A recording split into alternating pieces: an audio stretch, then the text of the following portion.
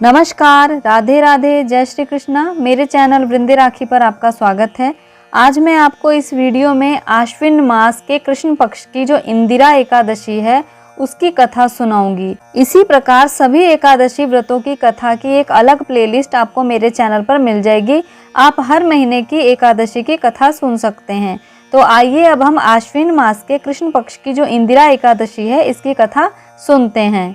युधिष्ठिर ने पूछा, मधुसूदन कृपा करके मुझे यह बताइए कि आश्विन मास के कृष्ण पक्ष में कौन सी एकादशी होती है।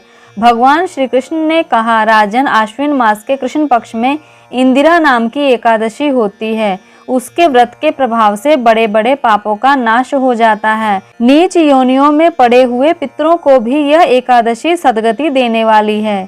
राजन, पूर्व काल की बात है। सतयुग में इंद्रसेन नाम से विख्यात राजकुमार थे जो अब महिष्मतिपुर के राजा होकर धर्म पूर्वक प्रजा का पालन करते थे।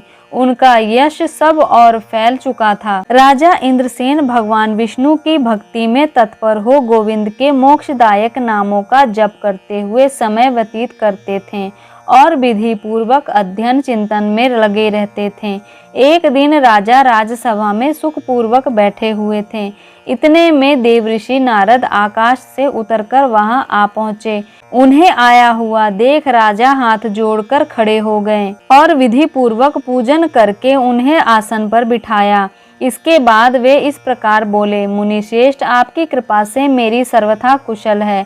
आज आपके दर्शन से मेरी संपूर्ण यज्ञ क्रियाएं सफल हो गईं। देवेश, अपने आगमन का कारण बताकर मुझ पर कृपा करें। नारद जी ने कहा, नृपश्रेष्ठ, सुनो, मेरी बात तुम्हें आश्चर्य में डालने वाली है। मैं ब्रह्मलोक से यमलोक में आया था।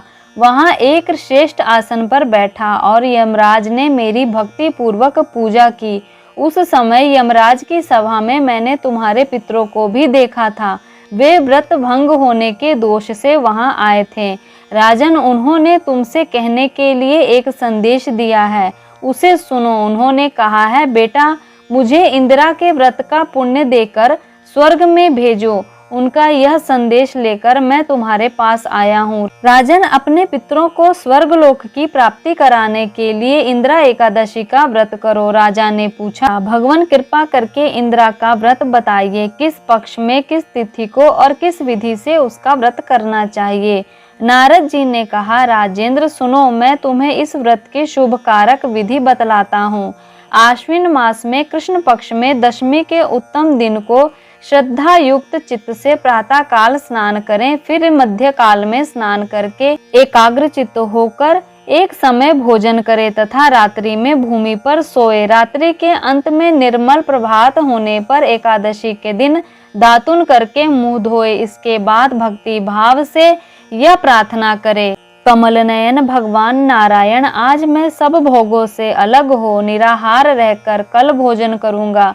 अच्युत, आप मुझे शरण दें। इस प्रकार नियम करके मध्याह्न काल में पितरों की प्रसन्नता के लिए शालग्राम शिला के सन्मुख विधि पूर्वक श्राद्ध करे तथा दक्षिणा से ब्राह्मणों का सत्कार करके उन्हें भोजन करावे।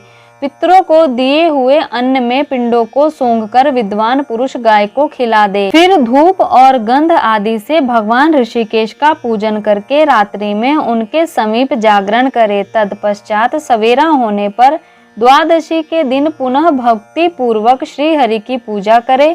उसके बाद ब्राह्मणों को भोजन कराकर भाई बंधु नाती पोते आदि के साथ स्वयं मौन होकर भोजन करे। राजन, इस विधि से आलस्य रहित होकर तुम इंदिरा का व्रत करो। इससे तुम्हारे पितर भगवान विष्णु के वैकुंठ धाम में चले जाएंगे।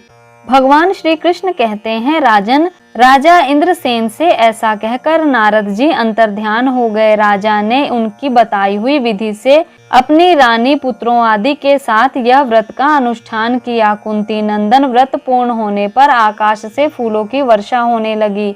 इंद्रसेन के पिता गरुड़ पर आरूढ़ होकर श्री विष्णु धाम को चले गए और राजश्री इंद्रसेन भी अकंटक राज्य का उपभोग करके अपने पुत्रों को राज्य पर बिठाकर स्वयं स्वर्गलोक को गए। मैंने तुम्हारे सामने इंदिरा व्रत के महात्म का वर्णन किया है। इसको पढ़ने और सुनने से मनुष्य सब पापों से मुक्त हो जाता है। तो इसी प्रकार सभी एकादशी व्रतों की जो कथा है उसकी वीडियोस आपको मेरे चैनल पर एक अलग प्लेलिस्ट में मिल जाएगी, आप वह जाकर देख सकते हैं। अपनी प्रतिक्रिया और राय देने के लिए कमेंट जरूर करिएगा या कमेंट बॉक्स में राधे राधे या जय श्री कृष्णा जरूर लिखिएगा।